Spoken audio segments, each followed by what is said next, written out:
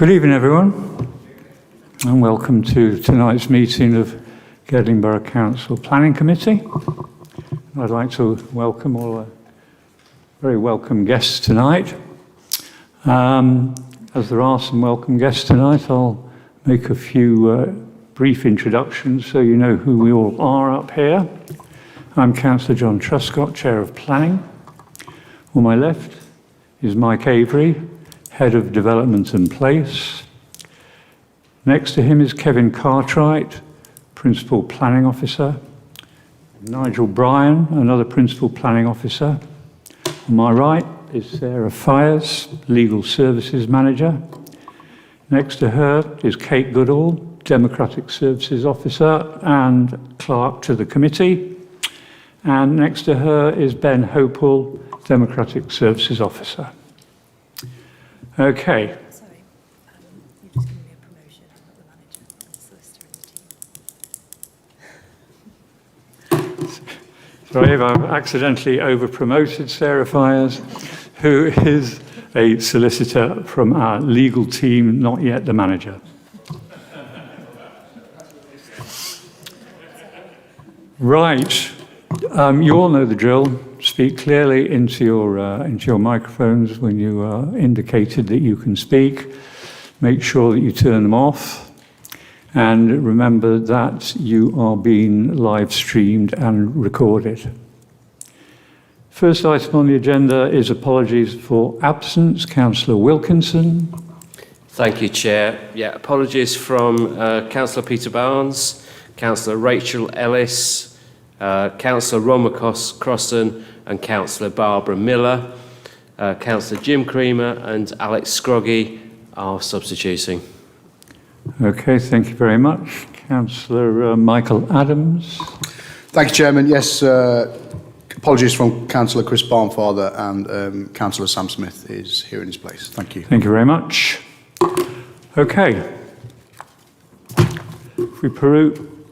If we can approve as a correct record the minutes of the meeting held on the 22nd of June, which you'll find on pages 5 to 11. Would anybody like to move that? Move. Thank you. And second. Thank you. And all those who were there who want to approve it as a correct record, please show. And against and abstentions, that is carried. There's a planning committee protocol you'll find on pages 19 to 21. I'm sure you've all read that many times. Item 3 on the agenda is declarations of interest. I have been given none. Sarah, have any been indicated to you? Nope. Councillor Smith, sorry, I didn't see that. Thank you, Chair. It's not necessarily a declaration of interest, just a point on lobbying, I guess. I presume we've all received an email from Mr. and Mrs. Woods, and I wondered, would that be investigated and will a response be going to that? Particularly, I'm aware that the Derry Drive issues have created flooding to their property as well, and there's encroachment and enforcement issues. So I'm just wondering, we've all received it, will they get a response? Does anybody know if that has been received?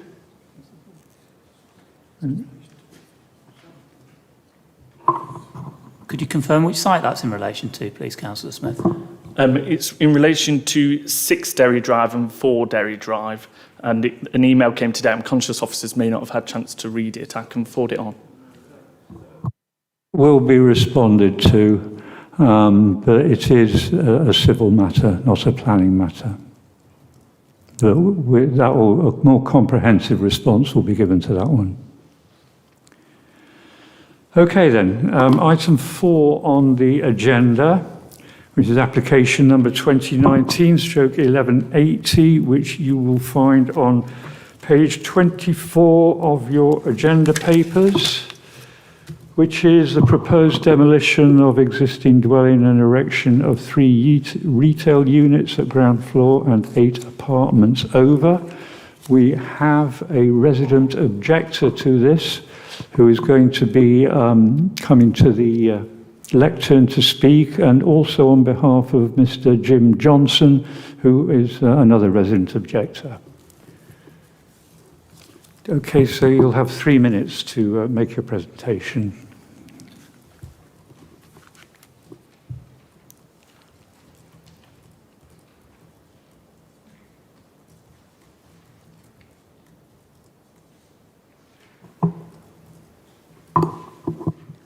On paper, Gedling, as required by planning law, sets a high bar for development that impacts its heritage. So, what does it take for Gedling to protect heritage in practice? The harm to these heritage assets would be less than substantial, but at the higher end of the scale, and this means the public benefits that must be identified have to be significant.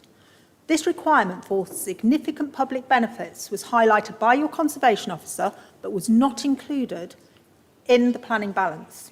This makes the planning process fundamentally flawed and open to challenge.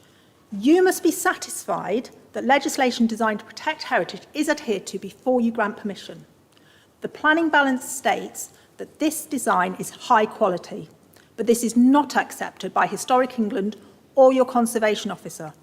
Historic England carried out a site visit, which is unusual, and reported serious concerns. Historic England does not routinely issue this sort of advice. The planning balance uses the current neglected state as a benefit of development. It simply cannot do this. Legislation does not allow deliberate neglect to be used as justification. In 2019, the Protected Species Survey detailed the property as being in a reasonable state of repair with only small areas of superficial degradation. Why has it been allowed to deteriorate further over the past 3 years? The planning report wrongly asserts that its local centre location makes it a given that it is developed in this way. But Gedling's own policy, LPD 50, does not permit the loss of buildings or open space that make an important contribution to a local centre. Deliverable housing is given as another benefit. How can just 8 apartments reasonably be viewed as providing the required significant benefit, given the wider context of Calverton delivering around 600 houses for this plan period? So, how about the benefit derived from the opportunity for antisocial behaviour and vandalism being removed?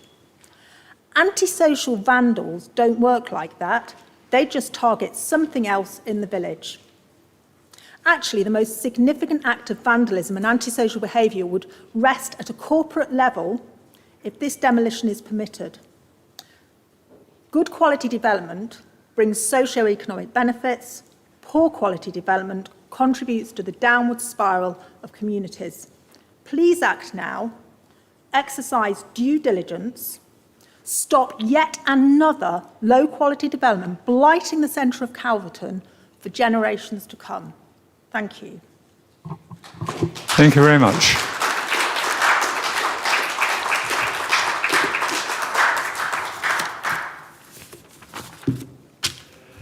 I'd now like to ask Kevin to make a presentation on this application. Thank you. Thank you, Chairman.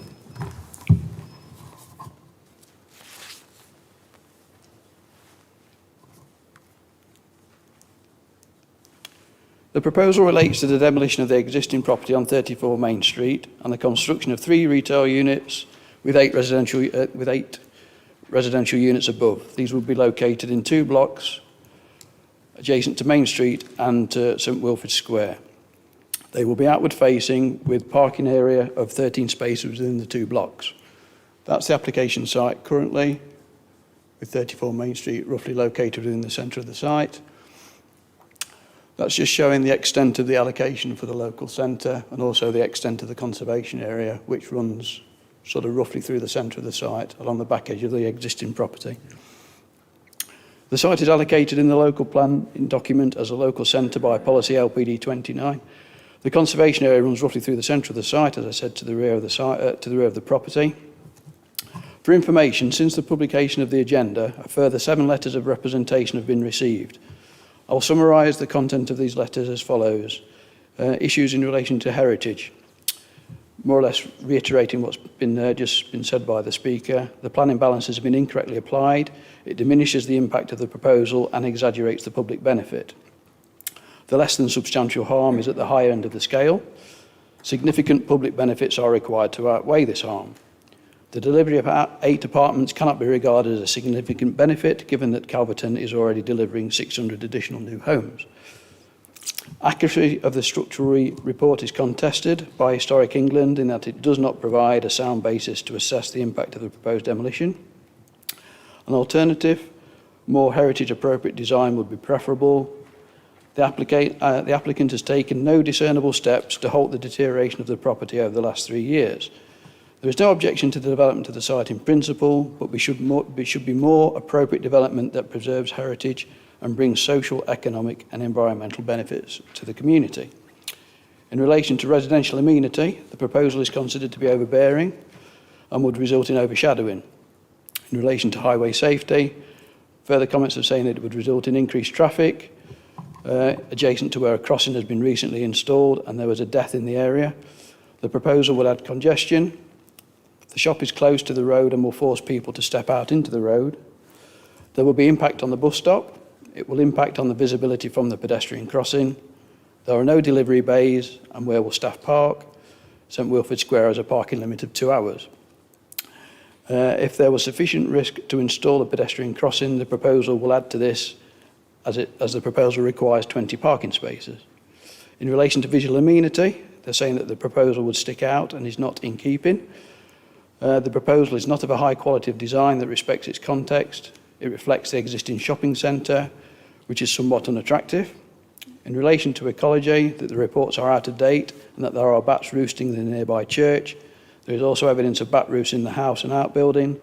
The protected species report should be carried out before a planning decision is made. More wildlife is present on the site since the reports have been prepared. Just in relation to other matters, that there is no demand for the retail units, and the proposal would result in an increase in flooding. Additionally, the applicants have also provided some additional information, which again I will summarise. They are saying that they wish to support the officer's recommendation, that the proposal accords with the adopted development plan, and for clarification that the proposal does not require any changes to the bus stop.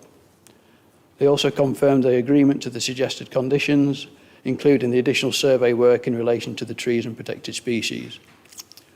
They conclude that development is in accordance with the local development plan and national planning policy, thus fulfilling the allocation afforded to the site within the local plan. My comments in relation to these representations, I would say in relation to the additional representation, the majority do reiterate some of the ones previously discussed in the report. However, I would provide further clarity in relation to some matters.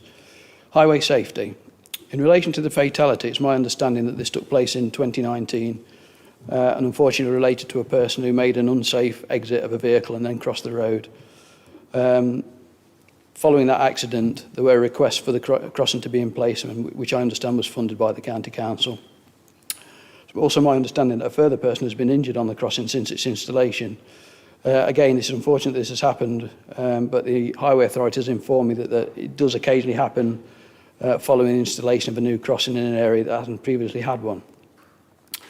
There are existing parking restrictions around the pedestrian crossing and along the frontage of the application site. It's clear that any grant of planning permission would not override these restrictions. As such, there would be no parking in front of the site adjacent to the crossing, and it's accepted that there would be vehicle movements to and from the site, but these would be limited as there is limited car parking spaces available within the site. Deliveries to the site would also have to take place in accordance with the restrictions on the road itself, the traffic regulation order, which precludes vehicles parking outside the site between the hours of 8 and 6. The access to the site has also been assessed by the Highway Authority and it's considered acceptable both in its location and the visibility displays. As such, it's considered that the proposal would not result in any undue impact on highway safety. This is confirmed by the comments from the Highway Authority. I'll just flick through some slides now just to show that's the site as it stands at the moment, with the building roughly centrally located, and that's the proposal with Block A to the front of the site, Block B to the rear of the site, as I say, the parking that I've just discussed, and that would be the access. I would suggest that the bus stop is probably located somewhere about just there. That's the existing building, 34 Main Street, and that's the proposal. As I say, that's Block B to the rear of the site, that would be Block A that would front Main Street, There's some floor plans just showing the internal layouts of the building. Just going back to the further representations that have been received in relation to heritage impact, I would say throughout the report it should be noted that it is not disputed that there would be less than substantial harm to the setting of the listed church in conservation area and from the loss of the building. Our conservation officer identifies the level of harm to be at the upper end of less than substantial. This triggers the requirement to demonstrate significant public benefit to outweigh this harm. The planning balance is undertaken in the report at paragraph 8.0. The legislation is clear that in these circumstances considerable importance and weight must be attached by the decision maker to the desirability of preserving the setting of the heritage assets when balancing harm against public benefits. Less than substantial harm is very much a matter of judgment, hence we rely on the advice of our heritage advisors. The key views within the conservation area are identified in the Calverton Conservation Area Appraisal, these being along Main Street from the church, to and from the church, and towards the main entrance, main elevation of the church from Borough Pool. So that's the zoomed in version of the application site with the, with the conservation area, as I say, tucking around the back of the building. These arrows indicate the key views within the conservation area, so I say along Main Street, and also from Borough Pool looking back towards the main elevation of the church. Whilst not wishing to recite all the discussions in the report in relation to heritage impact, it is clear that the larger, higher elements of the proposal, being Block B, would be adjacent to St Wilfrid Square, away from these identified key views. Nonetheless, the proposal would change the appearance of the site, resulting in the loss of the existing building, the trees, and would result in more built form on the site than currently exists. And this results in less than substantial harm to the heritage assets. It is considered, on balance, that the public benefits outweigh this harm as identified in the report. Just got some photographs showing the existing property. We've just got some further photographs just trying to show those key views. We've got one there from the newly installed pedestrian crossing, looking back towards the application site being there. Then we've got another photograph taken from the frontage of the church, again looking back towards the site. Again, the site would be just there. And that's taken from the rear of the site, St Wilfrid Square, looking along the rear boundary towards the surgery, and there's the public conveniences. Turning to other matters, as indicated in the report, the proposal would not result in unacceptable harm to the amenity of neighbouring occupiers, and subject to the additional survey work, it's considered that this would assess the impact on the trees and protected species appropriately. Just got some further photographs that were taken from the submitted structural report that just sort of give an indication as to what's the actual internals of the property are like, because it's almost impossible to get into the building currently as it's fenced off, and it's impossible to really get into the site. So these are lifted from the submitted structural report. Just reiterating the content of the report, that we consider the proposal is recommended for approval, subject to the conditions set out in the report. Thank you, Chairman. Okay, thank you, Kevin.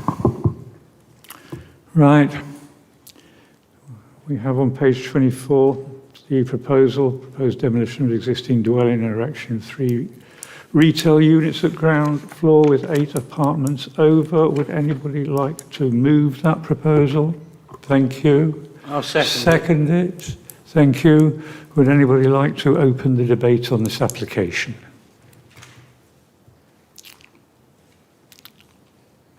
Councillor Hope. Thank you, Mr. Chairman. Before I start, I've been advised that I must make it clear, and this is right. I personally had no input or discussions with members of the parish council leading to their objections, which are within the documentation. Is that enough? Okay. Thank you. But I am a Calverton parish councillor. I am a Calverton Borough councillor, and I did take a great interest in this. And clearly, the decision is a balance between heritage and public benefit? And I decided to do it via a few questions. And the first question I asked was, what is less than substantial harm? Because actually, it sounds quite bland. You know, it's not substantial, it's less than that. And the only thing I discovered which surprised me was there are only 3 levels. There are substantial harm, less than substantial harm, and no harm. And the fact is, when I tried to find out what less than substantial harm was, I couldn't, but I could find out what substantial harm is.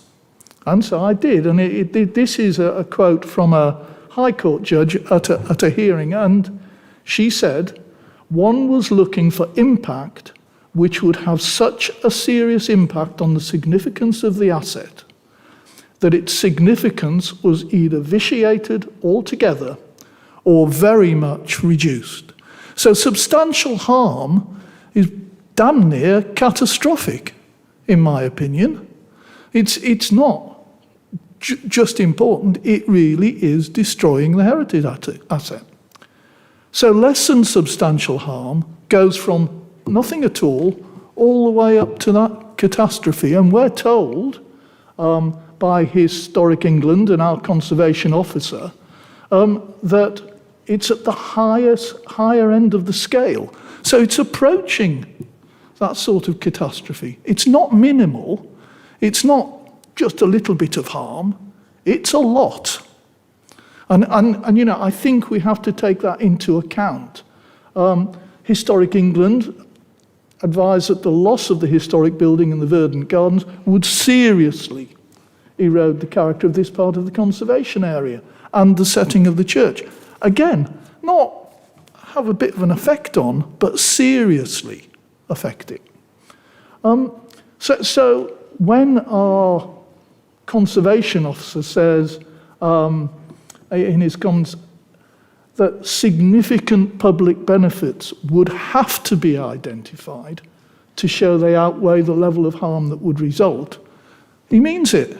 They would have to be significant, not benefit, but significant public benefits. And I think we need to take that on board. We know that any development should seek to be of a high quality and seek to improve the character of the conservation area. And I note in the report that it says there is a benefit because it is a high quality design that respects the context. And then I read Historic England, and the conservation officer agrees. They disagree entirely with this. Historic England says the design proposals do not accord with Gedling Borough Council's own Policy 50 requirement. And that is to be of a high standard of design that would not affect the local centre by reason of its scale, bulk, form, layout or materials. We've already been told there's a 3-storey building going at the back of this site. That's pretty bulky. And we go on, and we find that in the report, at 712, I think it is, they describe the precinct, a view of the precinct, as being somewhat unattractive. Now, that's the precinct that's there. And they then go on and say, but this development will be fine because it's facing onto that. So what you're saying is because there's bad design there, we'll have some more bad design. This is not, in my opinion, good planning. And then we find all the other little bits, because once you start reading the reports from Heritage England and from the Conservation Officer and so on, the structural report has been contested. In a letter dated the 5th of April 2022, Historic England disagreed with the structural report's assessment of the current building's age, stating that photographic evidence does not support this where fabric of an earlier date is clearly evident. They also comment, it's important to note that the structural appraisal does not conclude that the building is incapable of repair and reuse. That's an interesting comment, isn't it? We're told it has to be pulled down because it's dropping to bits. And it's these little things. Historic England concluded that the structural report does not, in their expert opinion, provide a sound basis on which to assess the impact of the proposed demolition. Now, do we believe Historic England or not? I'm tempted to think we should, rather than the structural survey from the man who wants to do the development. In the report, and it did concern me, the officers said, well, to some extent it's a given that existing domestic buildings and associated gardens would be replaced with a mixed use of development. I don't think that has to be the case. I mean, this is a piece of land in the centre of Calverton. It doesn't have to be tarmacked over for car park, have a great big building stuck at one end and another building facing out onto Main Street. That isn't the only thing that could happen. And again, what we find is that where the conservation officer repeatedly advised that serious consideration should be given to other development options, and there should be evidence of that. There isn't any in the report. It's not as if they've gone out and looked for other things that could go there, things that would better enhance the village, things that would improve the life of the people who live there. No, this has come along and they've said, yeah, it's fine. We should be saying, no, what else could go there? What would be a better use of that space? Because we're not against developing it. We recognise, as a village, I'm assuming I'm speaking for everybody, we recognise that it is in a state because it's been left for years. I mean, this chap's had it since 2017, so that's 5 years, and nothing's been done. Councillor Hope, can we allow the planning officers to address? If that's all right. Can you allow the planning officers to address the matters you've raised so far, and then if you want to raise supplementary questions afterwards, rather well, than I've got a couple more things to say. Yes. Kevin, would you like to respond to Councillor Hope's so far? I was taking them more as statements rather than specific questions. They were his interpretation of the report rather than necessary queries against myself, but and the report. It's probably one of the things I would lift out, saying that you feel that it's not a sort of tacit acceptance that in order to develop the site, the building would need to be removed. There is discussion in relation to that in the report. Mainly around, the location of the building within the main body of the site. Sorry, it's sort of quite a sizable footprint, located roughly centrally within the site, and the fact that the site is allocated within the local plan as an extension to the local centre. In my opinion, it would be difficult to develop the site with that building remaining in situ. Correct, I agree, but it is to be compliant with the policy, which means it has to be an extension to the local centre, doesn't it, in order to be satisfying that policy. Thank you, Chairman. Can I come in, because an extension of the local centre doesn't mean it has to be shops and a car park. An extension of the local centre could be a quiet area for people to sit. An extension of the local centre could be some cottages for the elderly with a garden area at the front that would be open to the public. An extension of the local centre could be all sorts of things. But this is what we've got, and there's been no effort to actually look at it and say what other options have been considered. That's the point, isn't it? I mean, you don't disagree with all the things that Historic England and the Conservation Officer say, do you? I think the report makes it quite clear that we're not disputing that there is less than substantial harm. And then we obviously then weighed the planning balance. A comment that I would make, Councillor Hope, is that this application has to be determined on the basis of its merit. So this is the application before the committee. We cannot consider alternative forms of development. This application needs to be considered on its merits. Another comment that I would pick up in relation to the comments made by Historic England and our own conservation officer, they say that it's less than substantial harm. They could have said that it is substantial harm. You know, they were at liberty to come to that conclusion. So Historic England and our own conservation officer, in their view, this development would comprise less than substantial harm. They could have said it's substantial harm, in which case the officer considerations may have been different.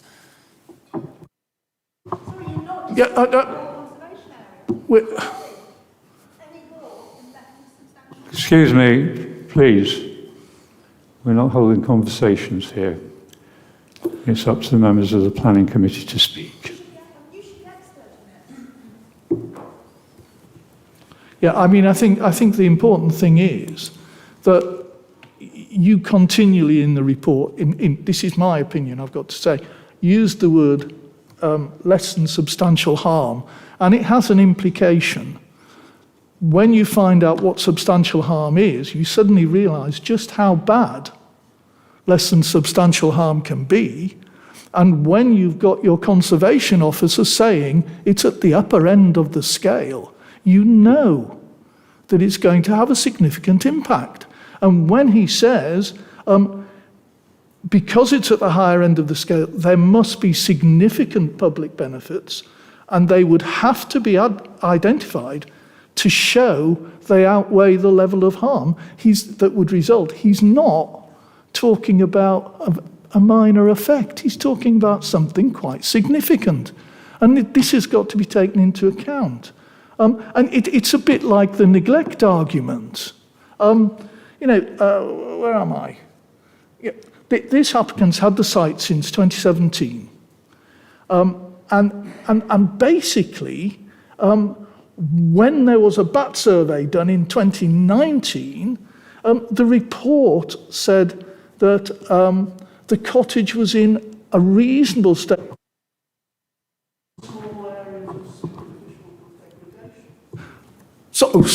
With only small areas of superficial degradation. That was in 2019. And he's had it for 3 years. He's had that report, and nothing's been done. Now, if that isn't willful neglect, I don't know what is. I mean, neglect is when you don't do something. And that's what he's done, not done something. And in 2017, he may have bought it without knowing, but after his structural survey, he knew that there were areas in that place that needed some sort of repair and refurbishment. And did he go in and do anything about it? No. Now that makes it willful, does it not? It makes it, up until that point, I could even believe that he might not have known what it was like inside. But after he's had his survey, he does know. So you have got, in my opinion, again, willful neglect. And if that's the case, national planning policy does not permit deliberate neglect of a heritage asset to be used to inform planning decisions. So effectively, the state of the building, the state of the gardens, do not have any impact on the decision today. And finally, anyway, I'm winding up now, Chair, you'll be very pleased to hear. As I said right at the beginning, the Conservation Officer in March 2022 said that the harm was going to be at the higher end of the scale and significant public benefits would have to be identified to show they outweigh the level of harm that would result. Now, I looked at the list of public benefits that are in the report. First one is a highly sustainable location. Now, the interesting thing is, Calverton, at every public meeting I've been to, has been described as a vibrant, highly sustainable community. So actually, that isn't going to be a public benefit. That is something that the development is taking as a benefit. We already are a sustainable location. So the question is, what benefit is there to the public that we are going to remain something that we already are? Tricky one, that. I find that difficult. High quality design that respects the context. This has been challenged by the experts. So you're going to make a balance between whether you believe what Historic England and the conservation officers say, or whether you believe that statement. Deliverable local housing. Well, Can you let the lady who spoke. Can you let Kevin answer that section of questions you've given him so far? And could you try and remember to address the chair in the future, not the members of the planning committee?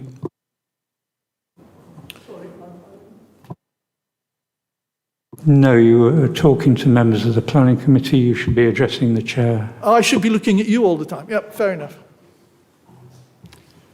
Thank you, Chairman.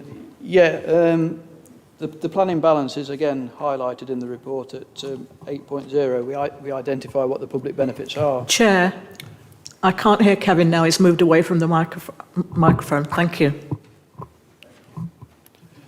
Sorry about that, Chair. Yeah, the planning balance is in the report at paragraph 8.0, which clearly sets out what is considered to be the public benefits. The councillor is indicating that he appears to be putting a different weight to that planning balance than the report. I can't really add anything more than that, Chair.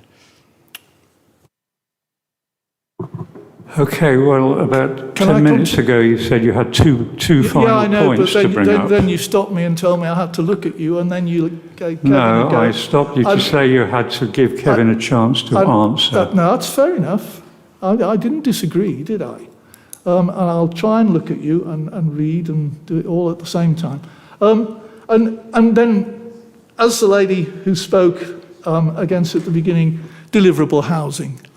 I'm sorry, in a village where you've got currently something like 600 houses going up, 1 bedroom, 2 bedroom, 3 bedroom, 4 bedroom, 5 bedroom, I don't think that 8 one-bedroom flats are going to make a massive difference. You know, it's not a significant benefit. You can't say that 8 one-bedroom apartments is significant against the backdrop of what's happening in Calverton. Expansion of the local centre and associated job creation. We're talking 3 shops. And let's be fair, we haven't even got a demonstrated need for those shops in Calverton. We, like everywhere else, we've got 10 shops in that precinct. What have I got? Yeah, five takeaways, 2 charity shops, and 5 others. So we're having charity shops moving in because commercially it's very hard to make ends meet on the high street at the moment. So whether 3 shops would actually be good or not, I don't know. And last of all, removal of a derelict site that is overgrown. Oh no, it's not last of all. Sorry, I've missed one out. Removal of the opportunity for antisocial behaviour. Well, you won't do that. It's a moot point whether the antisocial behaviour is there or in the square. And take that away and we'll all go to the square. Or if that is suitably hidden, maybe all the people from the square will come there. But antisocial behaviour is antisocial behaviour. The best way of improving that is to actually clear out all the undergrowth and all the bushes that everybody hides behind so that they can't be seen from the road. That would make a big difference. But that would require the owner to actually make an effort, and so far he hasn't. And finally, removal of a derelict site that is overgrown and has an adverse impact upon the amenity of the area, and we all agree with that. We all agree that should happen, but that it should happen properly. That in fact, yes, this site should be tidied up. Yes, this site should be developed, but it should be developed in the context of a conservation area with a design type and buildings and everything else that goes with it that is suitable to that conservation area. And it is a balance that's got to be made, but I don't believe any of those benefits are significant benefits. And I don't believe that enough weight has been given by the planning officers about the impact on the conservation area to support this. And at that point, Chair, you'll be very pleased, I'm going to stop. Thank you very much for your time. Thank you very much.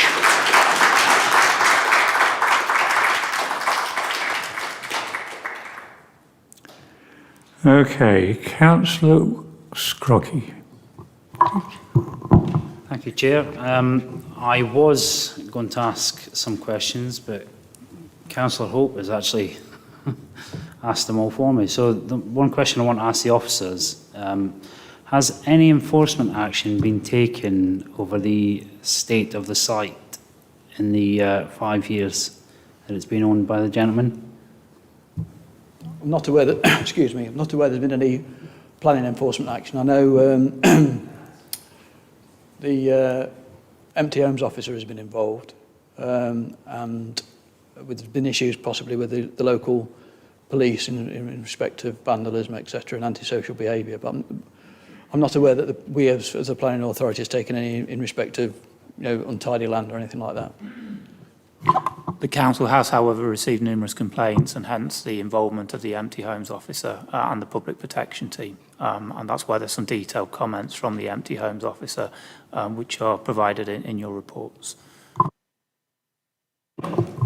Councillor Ellis. Thank you, Chair. This is a difficult balance to strike, which is why the delegation panel referred this to committee. And I'd like to thank Mr Cartwright for his clear and fair exposition in the report, and thanks to the residents who've been in touch since the report was published, which has given us all something to wrestle with. To my mind, the key issues are summarised in paragraphs 7.6 to 7.27, and I'll just pick out one or two of them. In 7.8, it's acknowledged that the building in the garden area makes a positive contribution to the special architectural and historic interest of Calverton Conservation Area. And obviously these proposals will mean that will disappear.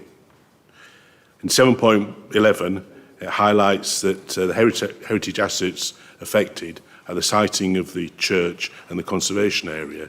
Now, very clearly, walking down Main Street from the east, the view of the church is protected, but from the west, you've got the shopping centre in the way, and this proposal will affect that. On 7.13, Historic England describes the shopping centre as an unfortunate neighbour, which degrades the setting of the conservation area. So given that we talk about less than substantial harm, as Councillor Hope did, I looked at the public benefit. And so if you're trying to weigh this harm against the public benefit, we talk about an extension of the local centre, which I know is needed as Calverton continues to grow. We've discussed the removal of the opportunities for antisocial behaviour. It would remove a derelict site, which is having an adverse effect on the village, but it doesn't add to the public realm. So I'm not convinced that the public benefit outweighs the significant harm. So I'm minded to vote against the application. Thank you. Thank you. Councillor Smith. Thank you, Chairman. When I looked at these designs on the portal, and when I see other modern buildings, I always wonder, is it just me who thinks they're really ugly and totally out of sync with the surrounding area? And I just sit there every time I read him. But then I read Historic England's points in the documentation that we've all referenced to, spoken so far, and I was somewhat reassured just that it wasn't just me. As they say, this application will seriously erode the character of this part of the conservation area and the setting of the Grade 2 listed church. But not only is this a really ugly design outside of the fitting of the village, it is to be proposed and erected in a conservation area. And I just wonder why we're even debating it. If this passes, I ask you, Mr. Chairman, what is the point in conservation areas across Gedling Borough if you can just build anything outside of the fitting and character of that? You know, it's mind-boggling, really. And it's not just Historic England and myself who think the design is dreadful. Our own conservation officer says this development will seriously erode the village character. Our own conservation officer says that its appearance does not match the surrounding area.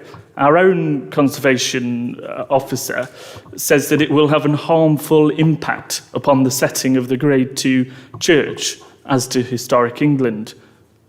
I totally agree with them. Totally agree with them. Development of any site doesn't need to have such a harmful impact on the village, or any village. The site could be developed within the village's character, and I think Gedling Borough Council have received some money to help us with better designs, and I can't wait for that to be spent because this desperately needs it. And this application just doesn't match any of that it could. That's it on design. In addition to the design, though, this proposal, I think I read, provides 13 car parking spaces, which is within the limit of the guidance set out. What about visitors? What about family? What about deliveries? I'll tell you where they'll go. It's the same as when we talk about HMOs in Netherfield. I'll tell you where the visitors will go, Mr. Chairman. They'll go straight into the precinct and they'll block shopping car parking spaces. So for the businesses listening online in Calverton, what we're saying to you is, well, what this application is proposing is we'll build a really ugly building outside of the setting to upset all the residents. And to just add salt to the wounds, we'll take your car parking spaces in the businesses and you won't get the footfall anymore. And you've had a really tough 2 years because of the pandemic and your staff probably won't have a job. So, ugly building and a knock-on effect for the businesses. We need to get rid of this application, bring something back that matches the village, and we'll rethink it. But this application needs voting down.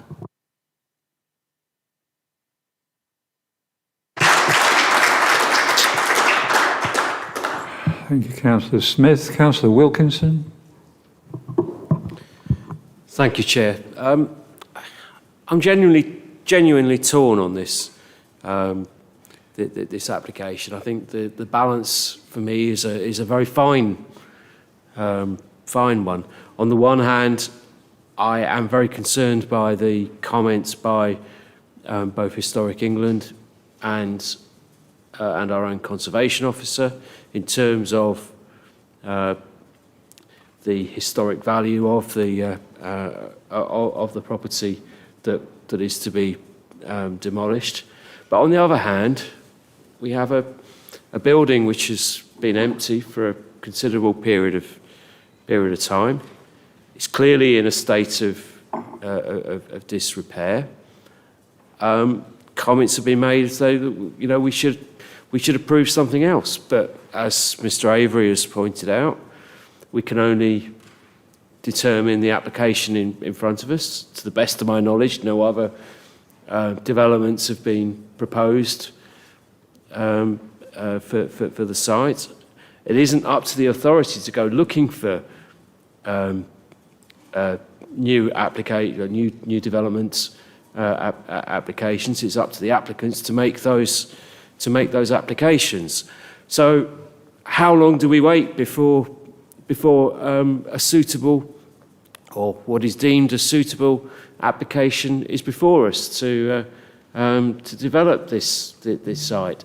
It's a tricky question.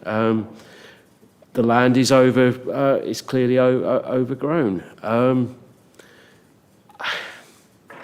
not sure about Councillor Hope's comments about the number of units being proposed as not therefore providing significant benefit. Is he suggesting that they should perhaps double the number of units that they put on the site. So I'm not convinced by that argument, certainly. I can be swayed by the historic England and heritage arguments, but nonetheless, so I'm still genuinely torn, and I'm not sure which way I'll be voting at this point, and I'm certainly not predetermined, unlike I would suggest at least one contributor so far. Thank you, Councillor. Councillor Adams. Thank you, Chairman. So historic buildings, as we know, provide a link to our past. They give a sense of stability to an area, a sense of belonging, something that you know, something that you've known for a while. The frontages of these buildings reflect years of history, years of life, and people have placed their own mark on that building over time, and no doubt the walls of this building could tell us all some stories. However, once those walls are removed, those connections with the past are lost forever. Looking around the street scene, I'm not seeing an array of three-storey buildings either.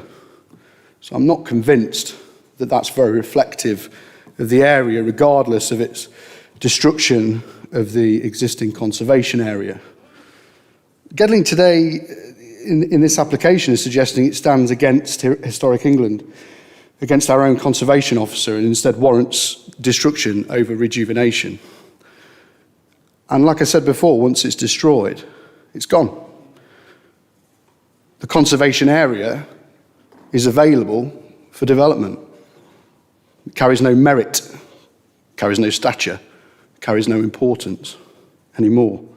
We have to protect it. That's part of our job. That's part of our role as councillors and part of our role as a planning committee, that we look at old buildings and we try and preserve those important things while delicately manoeuvring these areas into the modern day. I've seen pictures of the village before, many years ago, and can see the wounds that have been inflicted by previous development over its history. And it's moments like tonight where the opportunity is ours, ladies and gentlemen, to enable the beginning of the end of the eroding of our heritage, and we should all absolutely vote against this application tonight.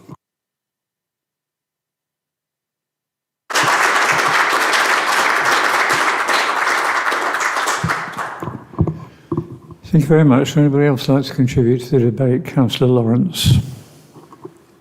Thank you, Chair. I'm not going to grandstand. A lot of what Councillor Wilkinson said actually chimes with what I've been thinking. And if I may digress with your forbearance just for a moment, in my own parish, we lost a Grade 2 listed building, a Grade 2 listed building. This building that we're talking about is not listed at all. And the building that we lost was an old farmhouse that had parts that I believe went back to the 17th century. There is little apart from making the owner of a building that's in disrepair, there's little what the council can do apart from making sure that it's safe and it's not going to fall on somebody. As I found out, 2 Colic villages thought that we couldn't save an important building in that area. As far as I can see, this is not an important building. It is within an area that has an important building, which is the church, and that is the heritage asset. It's not this particular building that's a heritage asset. And of course, as has already been said, we can only determine what is before us. The building is in private hands. The developer, and I'm not going to get into calling the developer out because they haven't maintained the building properly, because that's not something that we should be saying in a planning committee, although I did say that about Collick Manor Farm in the past. This is what he wants to do. This is what he has every right to do so. He's brought it before this committee. The officers have obviously looked long and hard at it because of the length of the report. To my mind, this application concurs with the government's national planning policy framework and our own planning policies. Therefore, I would find it very difficult to vote against it. Thank you, Chair. Thank you. Would anybody else like to contribute? Councillor Elwood.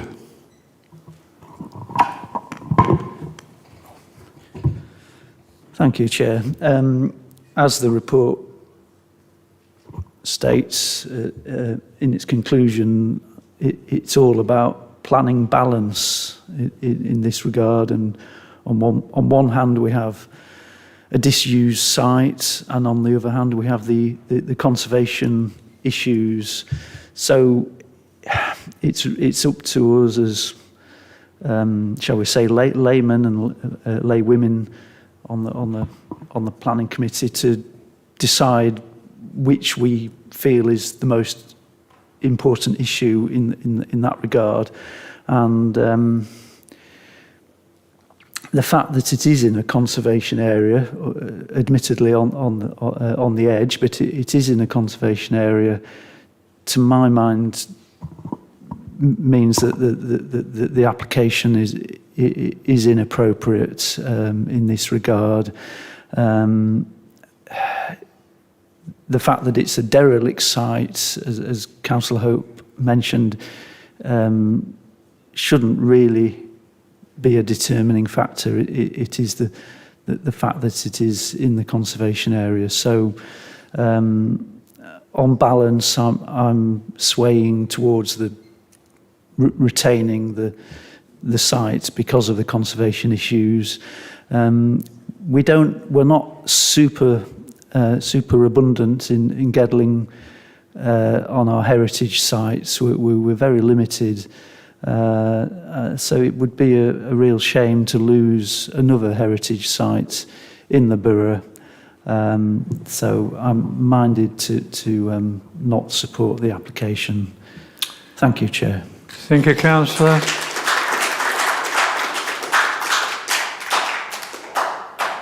Councillor Paling. Thank you, Chair. Like many others, I have been moving in both directions over this application. I can see the value of demolition, and I think, as Councillor Hope has perhaps suggested, he is not against demolition, but I think the overriding factor for me is the 3-storey buildings just are too much for the site. I think the 2-storey buildings would be okay, and what else is needed to make that site viable for the developer is another matter. But I think I am definitely moving towards refusing the application. Thank you. Thank you.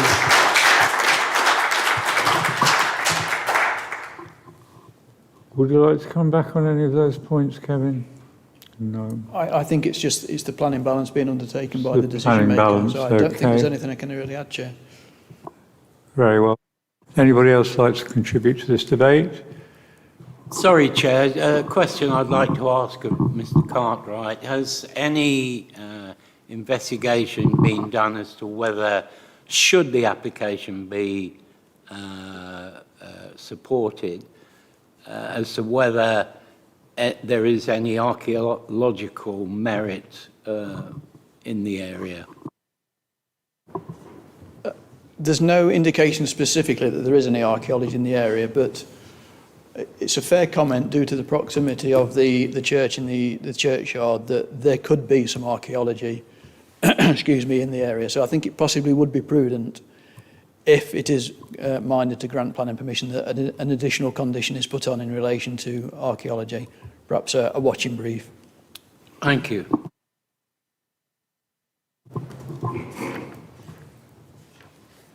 I know, sorry, Councillor Creamer. Yeah, just very quickly, Chair.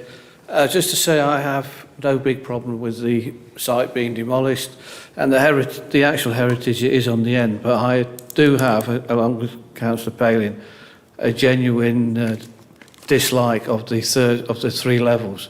If it was just 2 all the way through, I think I'd be happy with it, but my actual objection isn't the heritage argument, it is the view after, when it's been built at 3. I think that is obstructive.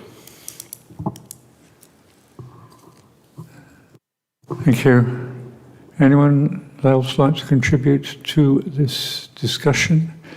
Could I just ask Sarah to explain a couple of points here that I don't think have been raised so far? One is the significance of this being included in the local plan as a development, and the other is the actual cost of refurbishing or rebuilding the cottage as it stands.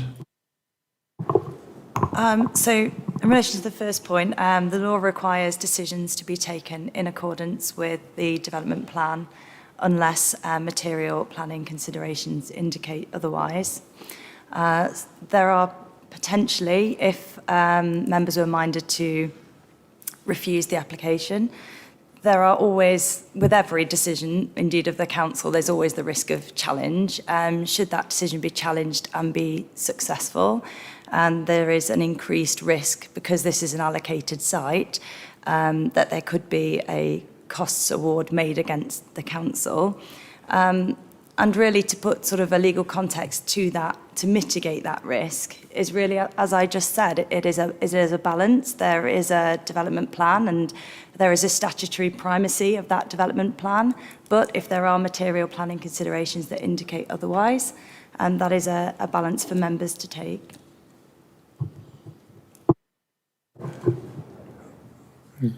Does that answer your question? Yeah. Okay, so if we are... Sorry, Councillor Adams, you want to come back? Yes, please, Chairman. Just to ask for a named vote, if that's possible, please. Sorry? Just to ask for a named vote, if that's possible. Yeah, sure, you can have a named Thank you very vote. much. Thank you. That needs to be by two members.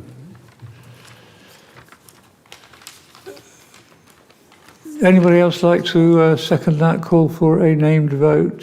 Councillor Smith, thank you. Seconded. So you're rather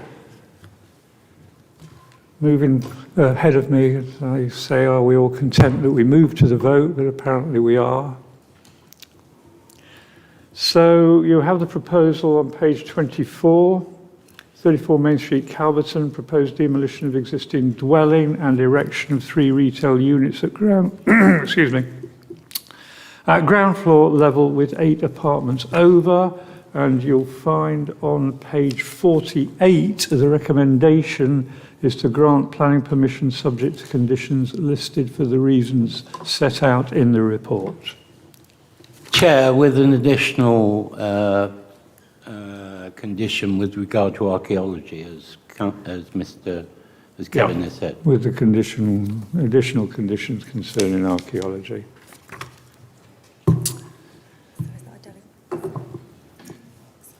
that a delegation to Mike Avery in consultation?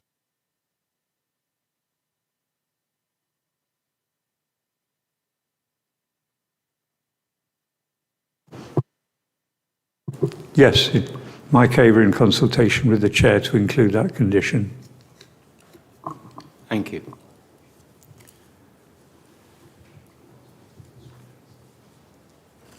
Yeah. Okay, thank you. After I call your name, could you please indicate whether you're voting for, against or abstaining? Councillor Adams. Against. Councillor David Ellis. Against. Councillor Elwood. Against. Councillor Hope. Councillor Keneally. Councillor Lawrence. Councillor Paling. Against. Councillor Parr. Against. Councillor Truscott. For. Councillor Wheeler. Against. Councillor Wilkinson. Against. Councillor Creamer. Against. Councillor Scroggy. Against. Councillor Sam Smith. Against. 12 against.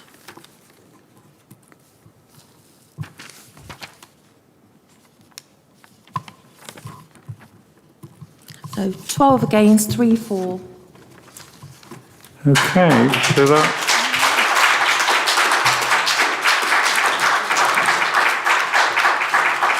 So that.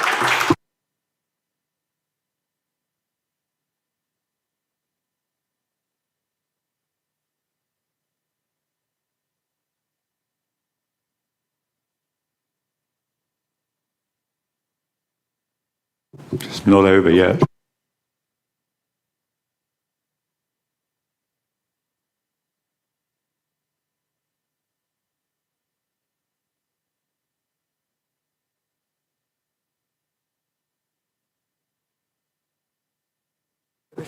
Okay, well, we need the names of councillors who voted it. Sorry. You need to vote on the refusal first, don't you? Proposer and seconder. Okay, we need a proposer and a seconder to vote on the refusal. Procedural. Okay. So all those in favour of the refusal, please show.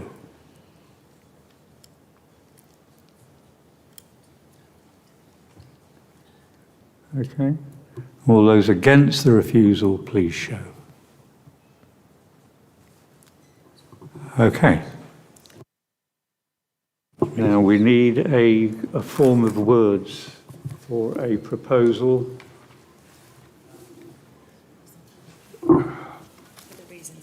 Okay, we need to record the names of councillors who would be willing to appear before an appeal.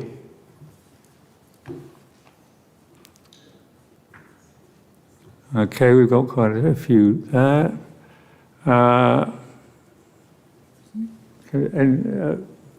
Katie, have you taken the names of those who are willing to appear? Keep your hands up. Oh, just about everybody who voted for it, yeah. Thank you. We need the reasons for refusal. We need reasons for refusal.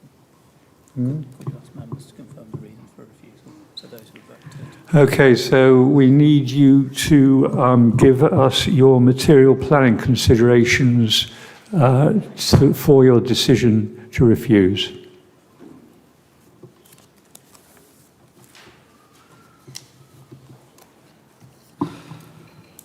Well, on mine, it is actually the street story do not fit in with the actual area where the actual site is. So No, that's thank my, you for that, my Ms. objection. Councillor Creamer. That is at least a positive one. I just wish to concur with Councillor Okay. Creamer. Thank you. Councillor Elwood. I would have thought just saying it's an inappropriate development in the conservation area would have covered the concerns of most of the committee. Councillor Wheeler. Inappropriate development within a conservation area from my perspective, thank you. Okay, Councillor Adams. Effect on listed building and conservation area, Chairman. Not a listed building, Councillor Adams. Councillor Ellis. The public benefit does not outweigh the harm. Okay, will that do?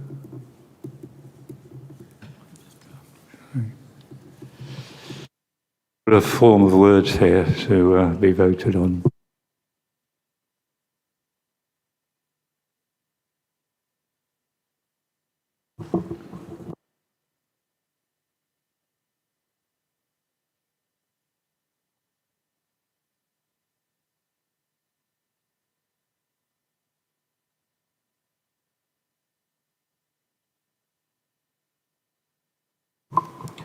So just to summarise the reasons for refusal, which I've noted down. So there are concerns about the three-storey element of the development, that is inappropriate, and there are concerns in relation to the impact on the wider conservation area. So that is a significant concern. So as I understand it, the public benefit of the proposed three-storey development does not outweigh the less than substantial harm to the heritage assets. Can I just ask, that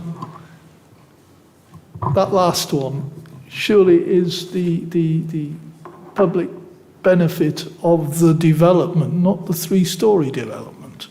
That's only half of the site, isn't it? I mean, they wouldn't give permission for the front and say, but they can't have the back, would they? Just out of interest. So a member saying it's a development per se, rather than just a three-storey element of the development. Yeah, I think so. I mean, what we're saying and is just bear in mind the comment. The public, the solicitor the made public in terms benefit of an application for costs from the development does not outweigh the loss of cultural and heritage amenity.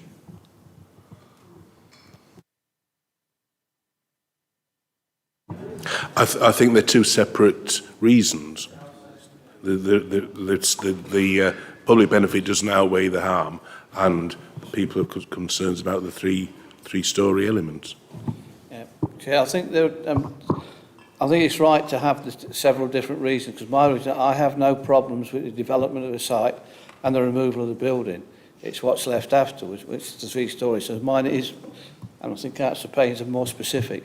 So I don't see any problems with having two or three different views going forward.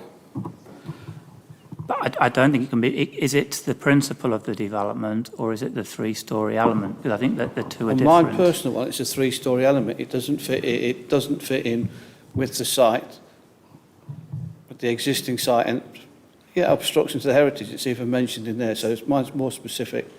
It is.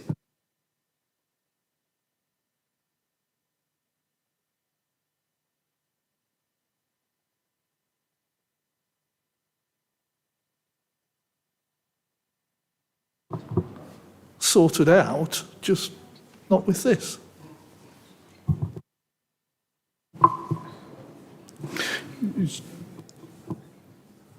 Some precise wording in relation to the reasons for refusal, which captures the comments that have been made, will be circulated to all members on Planning Committee.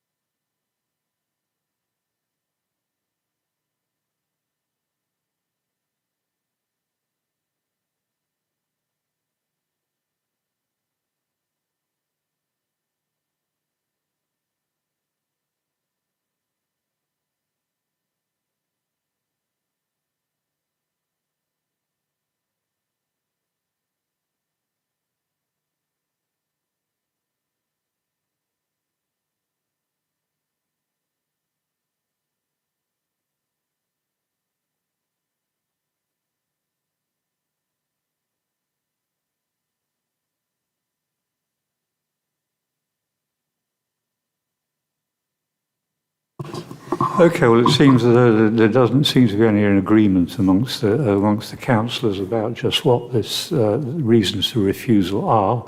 So we're suggesting we'll have a short intermission while you get your heads together and have a unanimous reasons for refusal. Chair, can I ask for clarification on that, particularly from the legal side? We're all sitting here as individuals, and we make a decision, whether it's right or wrong, on planning law and our individual interpretation of it. So to actually ask us, is asking us to change our minds or alter our minds in various ways. So I'm just seeking for clarification on that, because I have a specific reason. Some people don't want the site developed at all. That's fair enough. That's what they want. But I'm not. It's not that concerns me. So to actually come together a common one. If I go to the appeal, which I volunteered to do, they will ask me why I decided not to vote for it. So that's where I want clarification. I think the only way forward is there's going to be multiple reasons for refusal. Some of those reasons will contradict other reasons for refusal. That may cause difficulties, but I think that is the only way forward, that we note all of the reasons for refusal which are given by members. I'd just like to clarify as well that if a councillor is asked to speak before an appeal, you wouldn't be necessarily giving your opinion, you would be representing the council and the reasons for the council's decision to refuse the application, should you be asked to speak. Can I just check, Chair, that as Councillor Creamer, my objection is not necessarily the development of the site, but the development of the site with the three-storey buildings. And my understanding is that in order to vote against three-storey buildings, I have to vote against development of the whole site. And then the developer can come back with an alternative plan if they desire, or they can appeal. But I have to refuse permission for the whole site. Is that correct?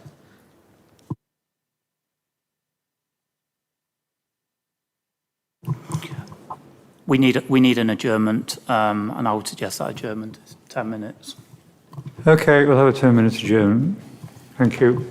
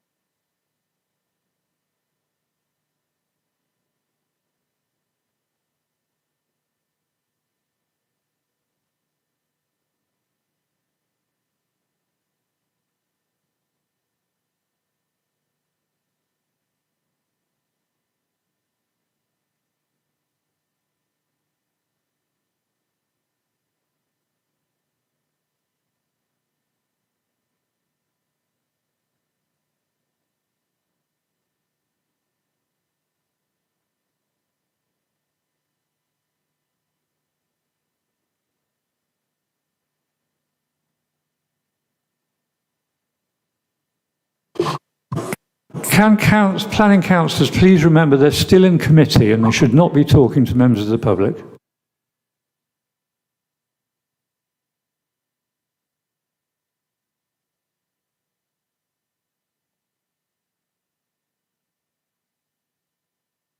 You're still in committee, Councillor Hope.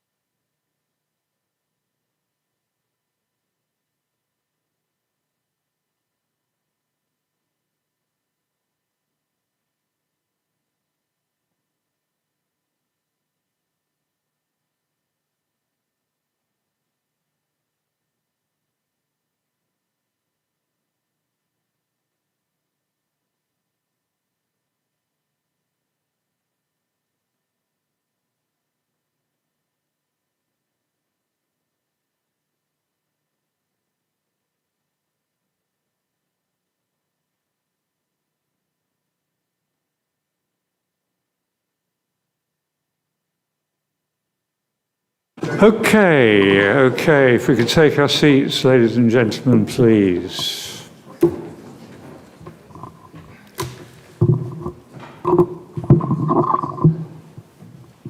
If you just hang on a minute till Councillor Smith comes back.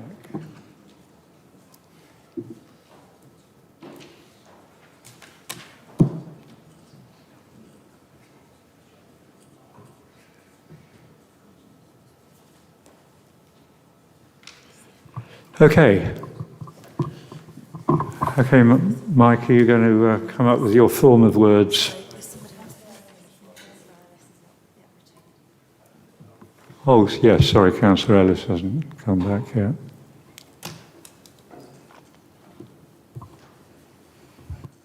He was there a minute ago.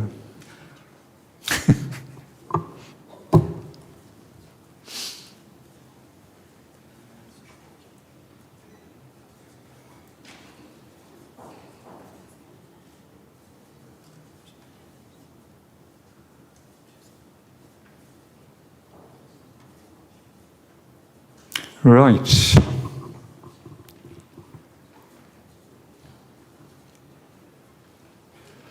Okay, Mike, if you'd like to give us the form of words, please. Thank you, Chairman. So during the adjournment, what we've done is we drafted 2 reasons for refusal to capture the reasons that were given by members on the Planning Committee.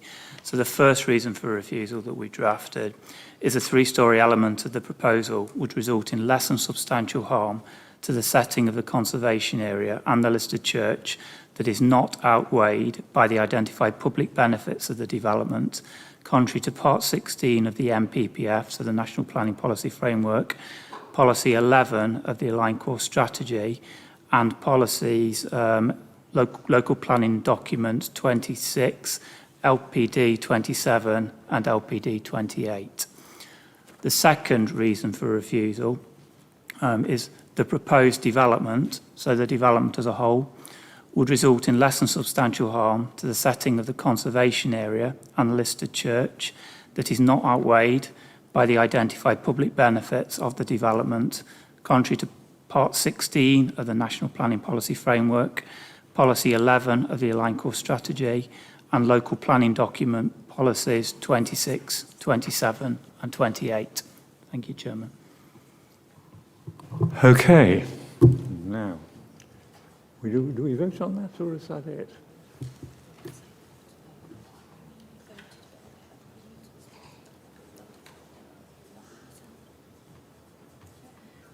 Perhaps for completeness, we're not doing a copy of the housing decision. Perhaps for complete.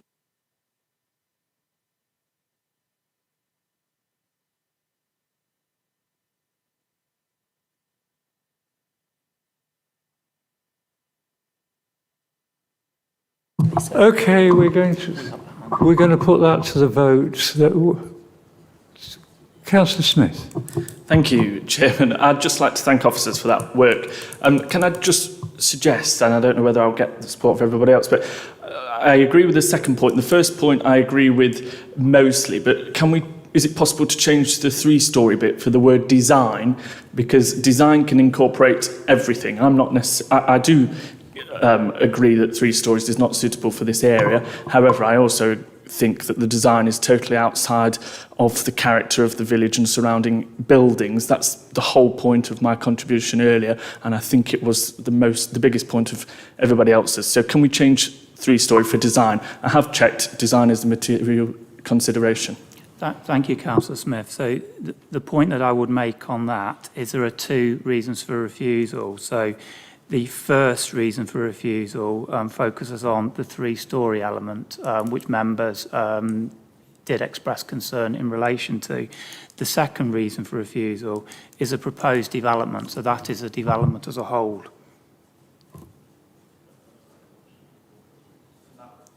That incorporates design, does it?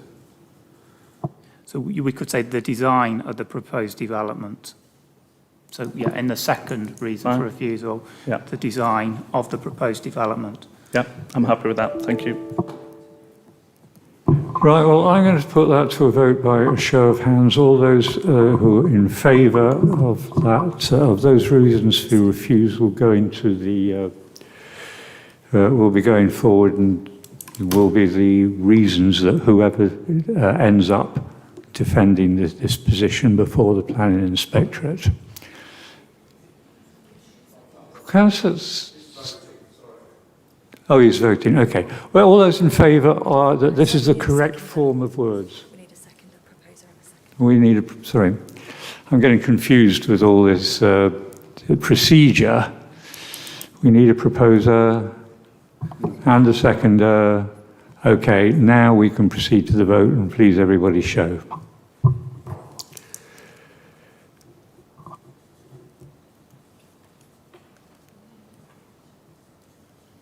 Okay, and against. And abstentions. Okay, thank you. That will be the form of words that goes forward. Thank you. I believe that concludes that particular item on the agenda. Thank you all very much for attending. We go on to item 5, which is application number 2022/0006, land off George's Lane, Calverton, which you'll find on page 56 of your agenda papers.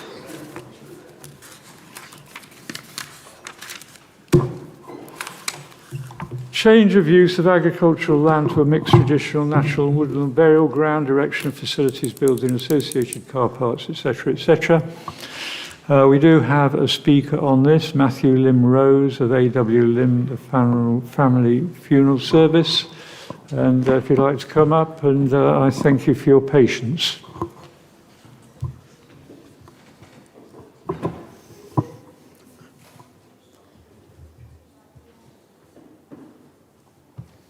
Good evening, Mr. Chairman, councillors, ladies and gentlemen. Thank you for the opportunity to speak this evening in support of our application for a high-quality facility in the Gedling Borough. My name is Matthew Limrose, and I'm the Managing Director of AW Lim, the Family Funeral Service. Our business, founded in 1907 by my great-grandfather, has been wholly owned by my family for the past 115 years. The business has expanded and adapted to support the needs of the local community that it serves. And I'm the 5th generation of my family, not only to manage the business, but also to work as a hands-on funeral director. The cemetery at George's Lane is a fundamental part of our ongoing process to invest in our premises and people in order to constantly improve the level of service we give to the bereaved families of this borough. From our experience and from discussions with the community, we consider that the site is a prime location for burial space with appropriate access and good transport links. Since our previous application, which was granted and is enacted, we have acquired additional land which enables us to provide enhanced facilities, improved layout and better access for the cemetery, hence the reason for this application. There is a clear need for additional burial provision within Gedling.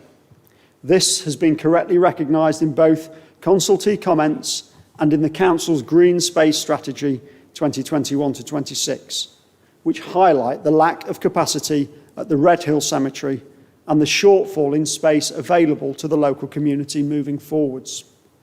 Our proposal will therefore meet the needs of the local area and addresses the future shortfall.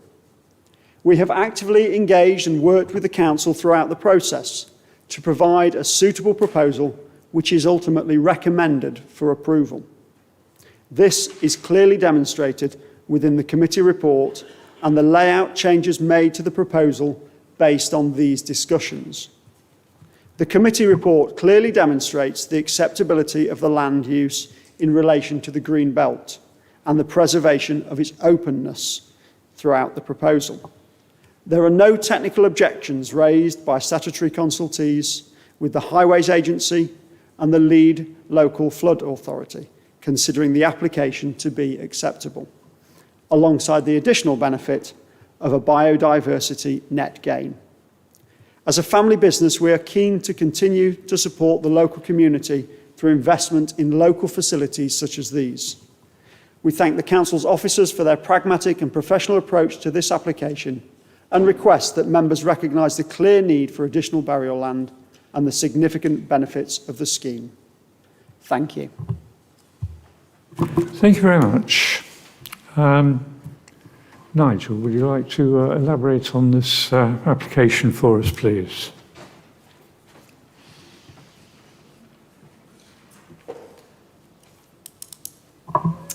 Thank you, Chairman. The application site covers an area of 10.95 hectares. Is located to the north of George's Lane between Arnold and Calverton.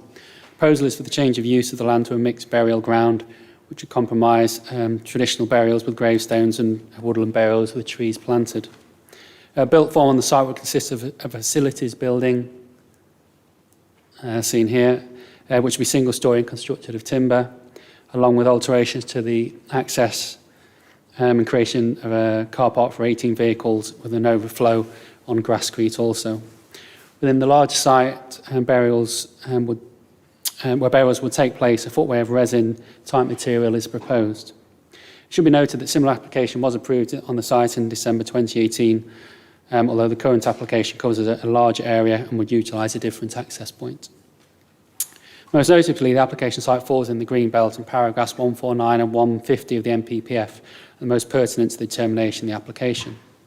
The paragraphs are reproduced in full in paragraph 7.2 and 7.3 of the committee report before you. They identify that a local planning authority should regard the construction of new buildings as inappropriate in the greenbelt. Exceptions to this are the provision of appropriate facilities in connection with the use of land for outdoor sport, outdoor recreation, cemeteries and burial grounds, as long as those facilities preserve the openness of the greenbelt and do not conflict with the purposes of including land within it.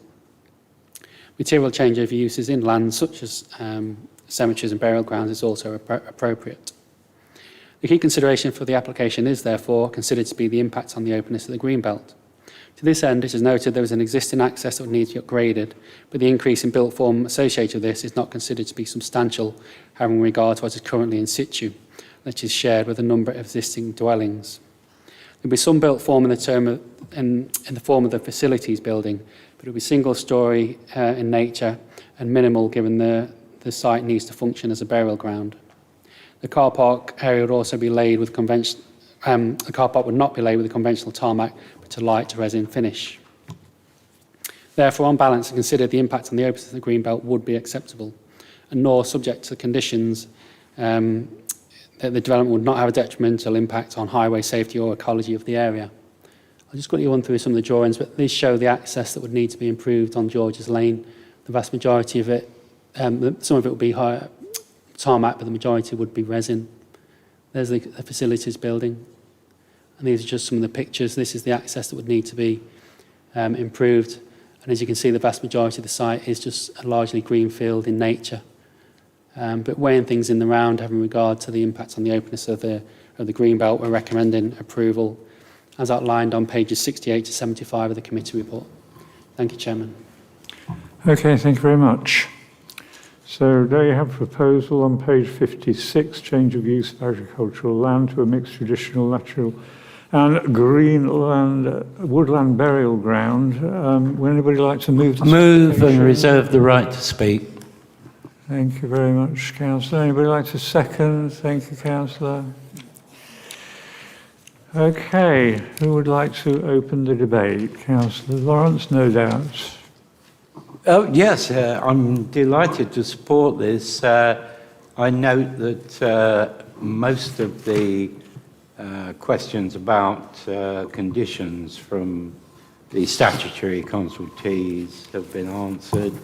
I'd just like, because I can't see it in the report at the moment, I'd just like to ask about the access. Calverton Parish Council have noted it, and one of the residents said that development should not cross the lane, travels north to Ramsdale Hill, and also about the provision of an adequate water supply. They may have actually been addressed in the report, but I can't find them. But as I say, apart from that, this looks to be a very good scheme and a very good use of the land that's available. Thank you.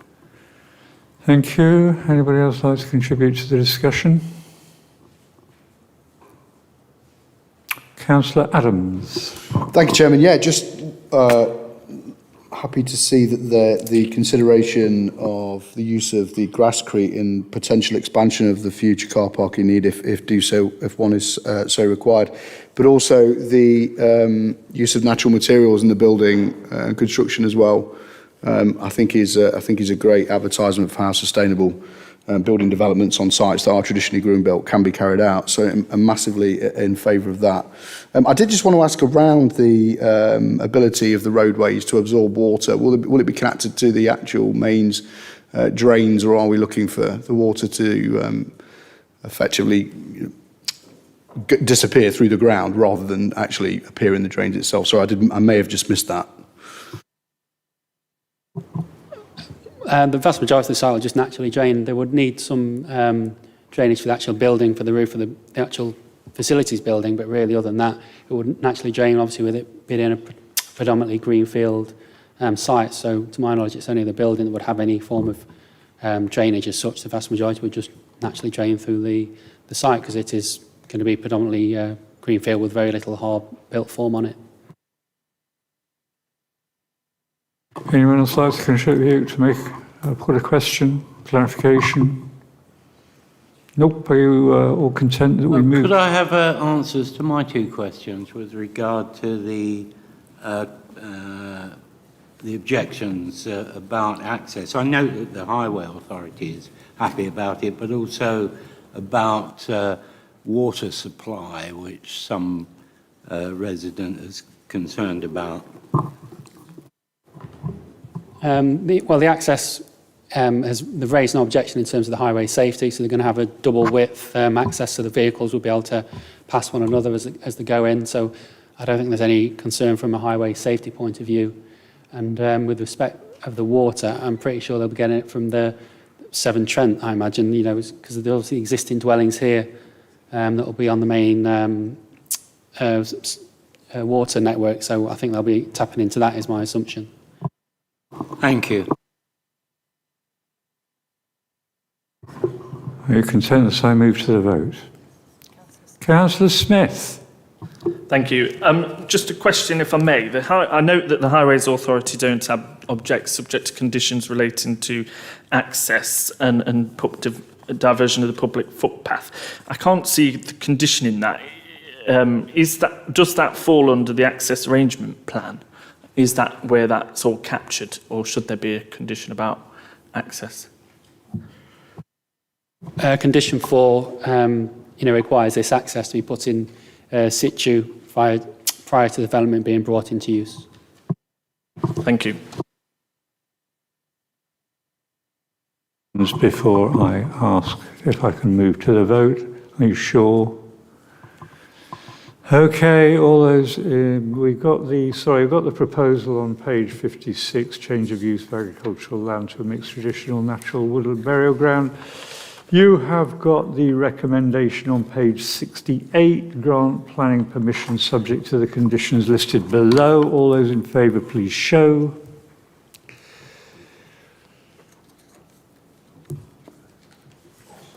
Thank you, Councillor Parr.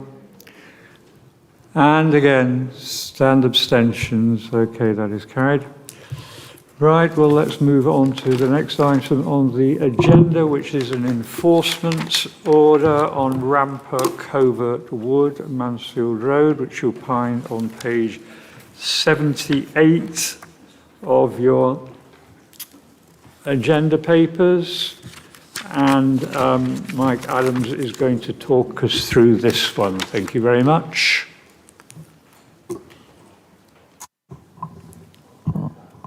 Thank you, Chairman.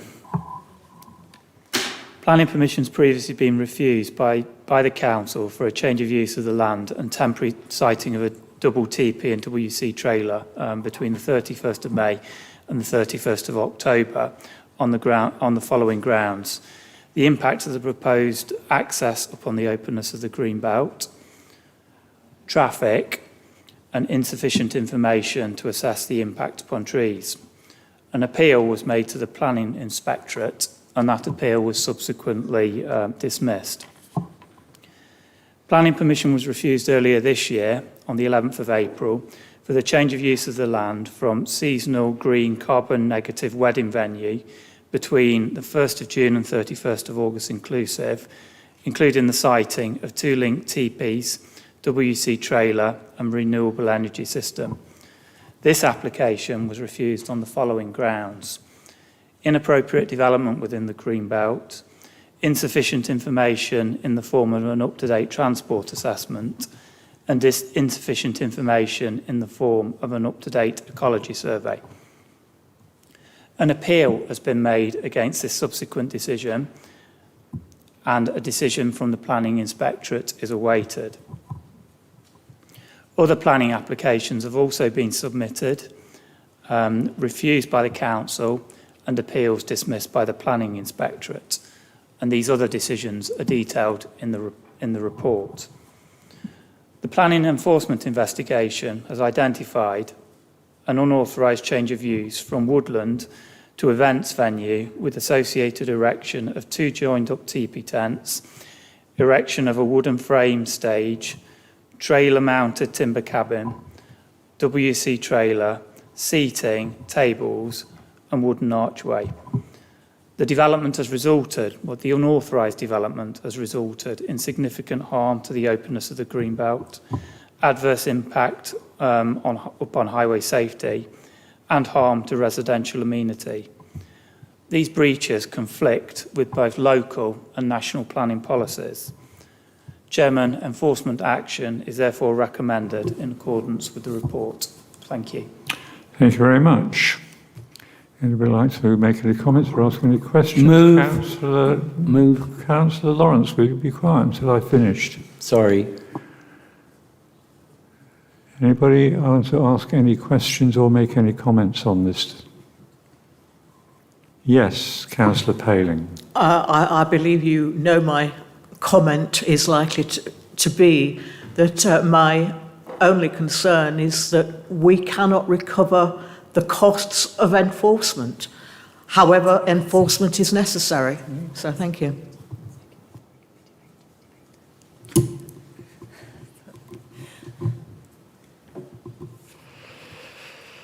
Thank you, Sarah. I forgot to move and second this before I open the debate. Would anybody move? That's what I was trying to do for you, sir. Thank you very much. I'll be forever indebted to you, Councillor Lawrence. What would I do without your presence on Planning Committee?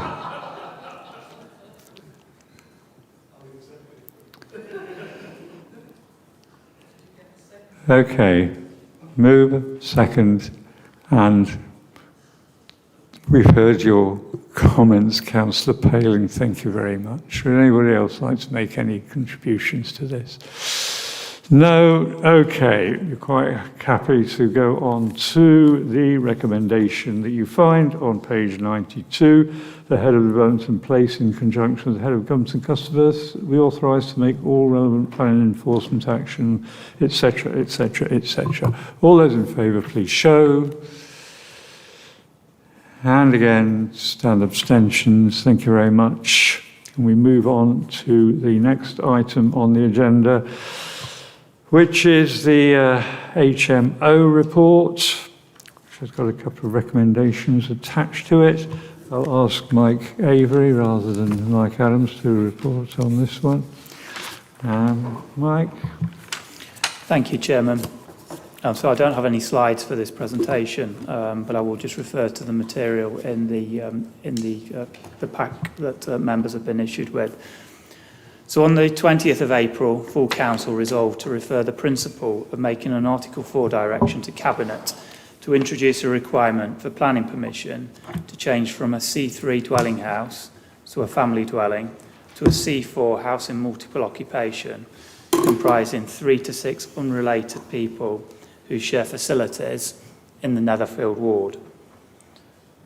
This is directly relevant to the determination of planning applications and the work of this committee and planning delegation panel. So I've included the papers in your agenda pack for information, and I'll pull out the key points from the papers. Permitted development rights are a national grant of planning permission which allows certain building works and changes of use to be carried out without having to make a planning application. An Article 4 direction made under Article 4 of the Town and Country Planning General Permitted Development England Order 2015, which enables the Secretary of State or local planning authority to withdraw specific permitted development rights across a defined area.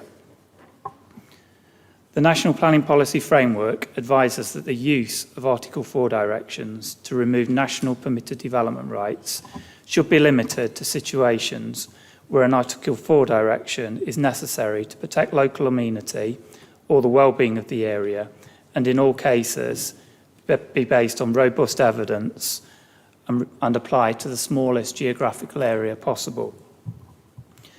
Appendix 1 includes details of an analysis of the suitability of implementing an Article 4 direction and considers the following current evidence which is available.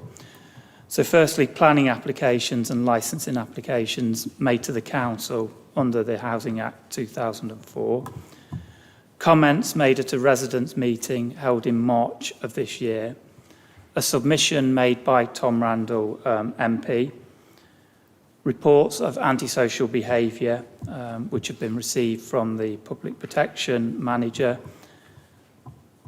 and finally an analysis of the composition of the housing stock in the Netherfield ward.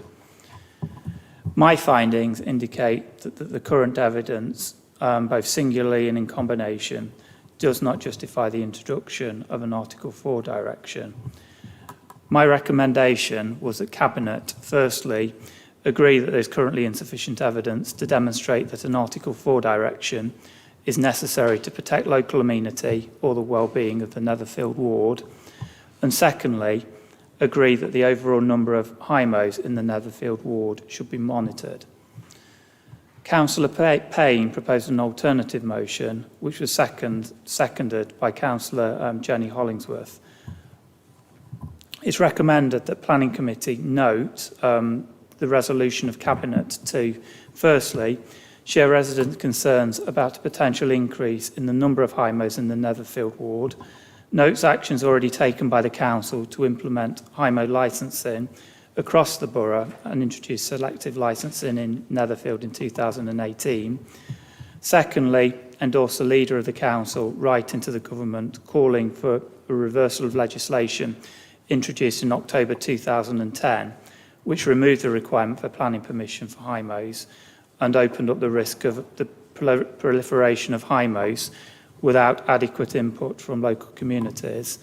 And thirdly, request officers report back to Cabinet within 6 months with a further update to allow Cabinet to further consider and determine if there is sufficient evidence to demonstrate that an Article 4 direction and or other measures necessary to protect local amenity or well-being of the Netherfield ward.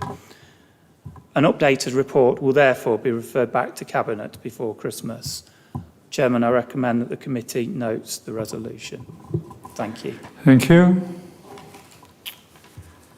Okay, that has already been through Cabinet. Does anybody want to ask any questions? I'm not going to enter into a debate. Councillor Paling.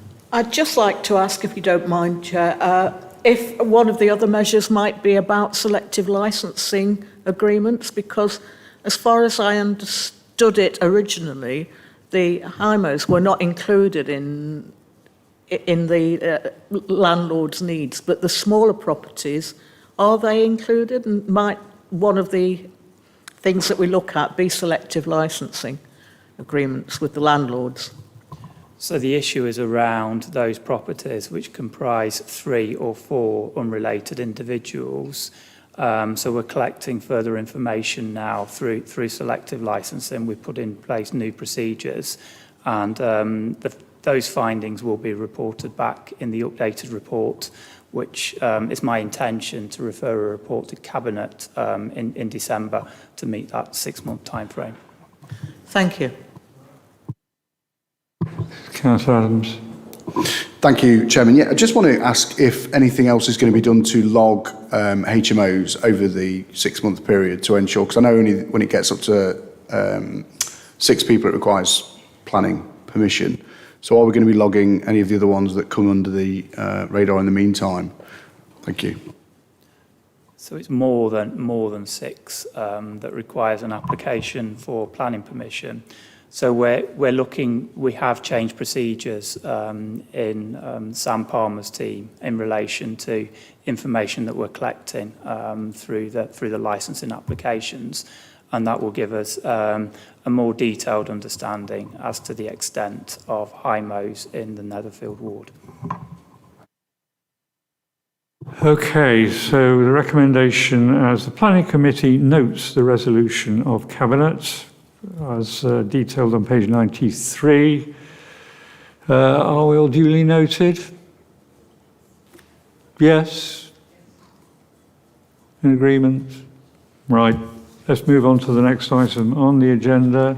This is incidentally, if you have paper copies of this, it's something you could take out and staple together and put in your filing cabinet for future reference. If, HMOs are on the agenda again. Agenda item 8 is the Housing Delivery Action Plan from the Planning Policy Managers. Obviously, you can see from that a great deal of work has gone into that, and I'd like to thank Alison Gibson and Joanna Gray in particular, the Planning Policy Managers, for bringing this report together and presenting it to us. Mike, would you like to add anything to the report? Thank you, Chairman. So the Housing Delivery Action Plan has now been approved by Councillor Jenny Hollingsworth, our portfolio holder for growth and regeneration, and it's now been published on the website. What I've done is I've included this in the agenda pack as an item for information, and I wanted to pull out some of the key points from the report. So the Department for Housing, Levelling Up and Communities published the result of the housing delivery test for 2021 on the 14th of January of this year. The housing delivery test is a percentage measurement calculated over a rolling 3-year period, taking into account the homes delivered in an area against the homes required. The National Planning Policy Framework requires the Council to prepare an action plan where the housing delivery test indicates that delivery has fallen below 95% of the housing requirement over the previous 3 financial years to assess the causes of under-delivery and identify actions to increase housing delivery in future years. The housing delivery test for Gedling is now at 85% and is based on the 3-year period from the 1st of April 2018 to the 31st of March 2021. So essentially the test is backward looking. And I'm pleased to confirm that performance has improved. So if you look at our first housing delivery test results, which was confirmed in 2019, the result is 51%. It rose to 58% in 2020, 68% in 2021, and we're now at 85%. The Council, therefore, no longer needs to add a 20% buffer to the 5-year land supply, which we'd needed to apply in previous years. We can, however, see a much improved position in 2022-2023. So what this slide here demonstrates, we can look at the total number of completions in the various financial years going back to 2018, 2019. So we can see that in 2018-19 we delivered 286 dwellings, 2019-20 360, 2020-21 310, 21-22 357. But in Q1 of 2022-23, so that's between April and June of this year, we've already delivered 209 dwellings.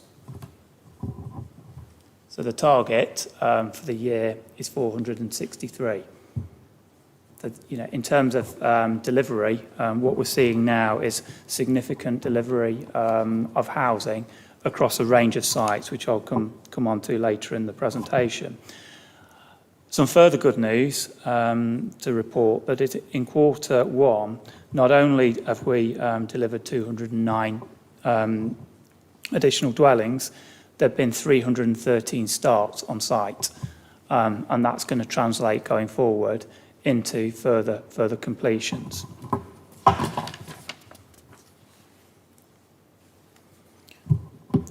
So the Housing Delivery Action Plan, it has two purposes. So first of all, it analyses past performance and identifies key reasons for under-delivery, and it identifies actions to increase housing delivery. The action plan covers past performance. So past performance dates back to 2011, which is the start of the plan period. It includes progress on strategic sites and site allocations. It details how we actively engage with developers, and it provides information on viability and infrastructure issues. So in terms of our current rate of housing delivery, performance has historically been erratic. The target was achieved for the first 2 years of the plan period, so in 2011 and 2012. And going forward, as I've just mentioned, significant levels of housing completions are expected to be delivered. So these bars are certainly going to be up here in future years.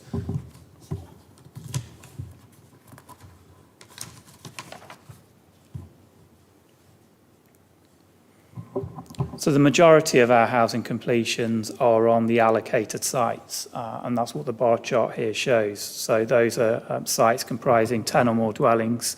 That comprises the bulk of our housing supply. Smaller scale developments comprising 1 to 9 units comprise a much smaller part of our housing supply. The next slide shows the number of homes that have been approved for planning permission but not yet built as of the 31st of March 2022. So again, this is a really positive picture, that what it shows is that we've got about 2,000 units which have been granted planning permission, and there are a further 1,000 plots which benefit from outline planning permission.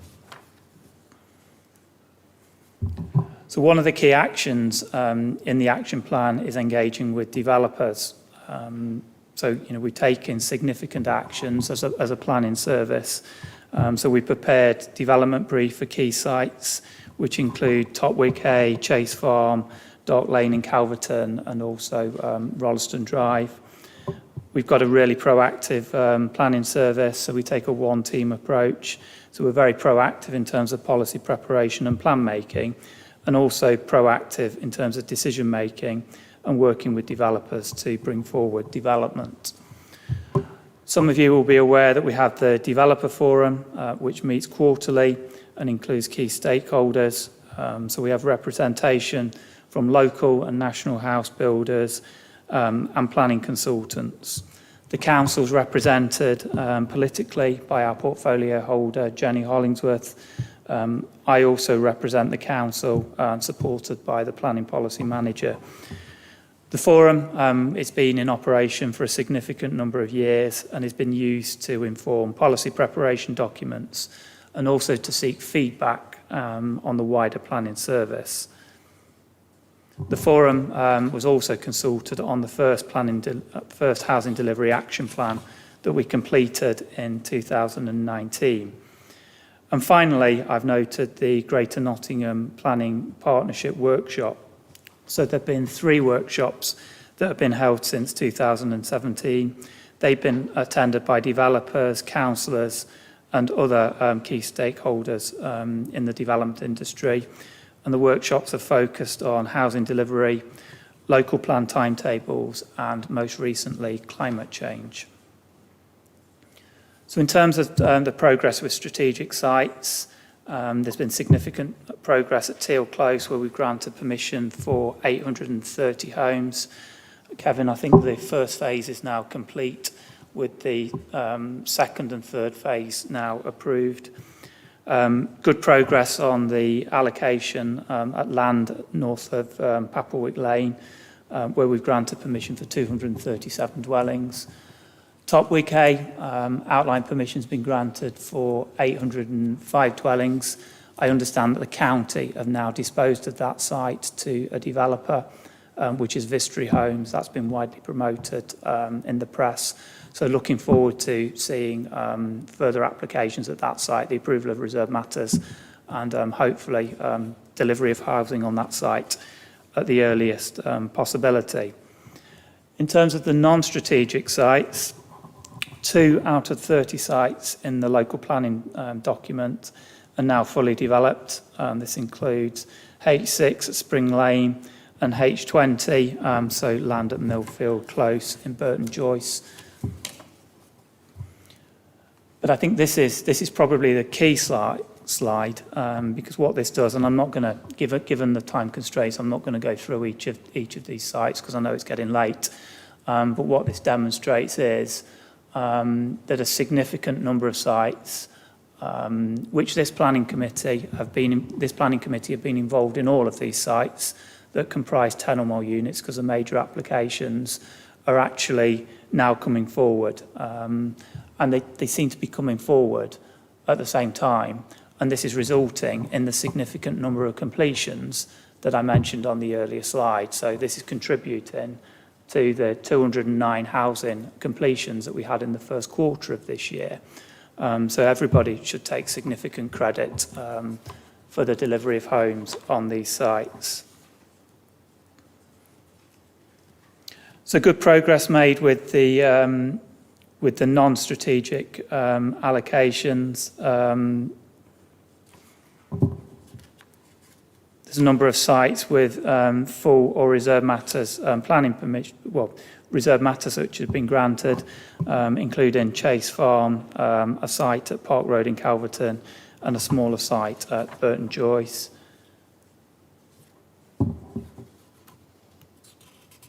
There are sites with planning permission, including Brookfields Garden Centre and an allocation for 70 dwellings at Calverton. So I just wanted to show this slide again, and I think this is really, really important, as I've emphasised earlier on, that we delivered 209 homes have been constructed on site in the first quarter of this year. So I guess in summary, we've got a really, really proactive planning service working with developers to drive forward the delivery of housing, supported by Jenny Hollingsworth, our portfolio holder for growth and regeneration, Councillor Truscott, our chairman of the planning committee, and each and every member on this planning committee. As I said, you've all been involved in these key decisions, which are now delivering housing on the site. Thank you. Okay, thank you very much.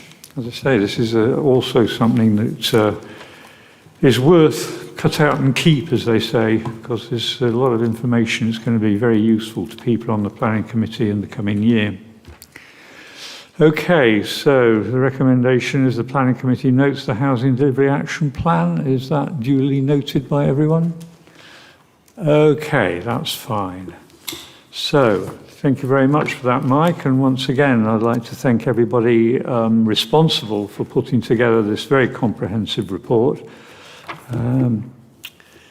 So, as I say, it's a very useful tool. Right, item 9 on the agenda is future planning applications. You'll find on page 173. And then there's the delegation panel action sheets, which you'll find on pages 175 to 186. And item 11 is any other items which the chair considers urgent. No, I don't have any other items which I consider urgent, except to get back home and watch the Lionesses. No, it isn't the Lionesses, it's France versus Germany, isn't it?